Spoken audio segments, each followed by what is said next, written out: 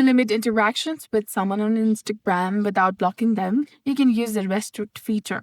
This hides their comments, limits their messages, and reduces how much you see each other's content, all without the other person knowing. It's a discreet way to protect your account while staying connected. Here's how to restrict someone on Instagram. So, first, go ahead and open your Instagram application on your mobile device. Make sure that you're logged in with your specific account. Now, go to the person's profile that you want to restrict.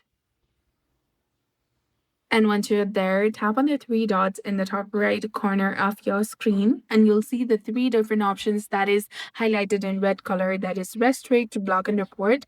Tap on restrict, and you'll be done. So their comments will only be visible to them. You have approved them for others to see. Their messages will go to your message request section, and you won't get notifications for them.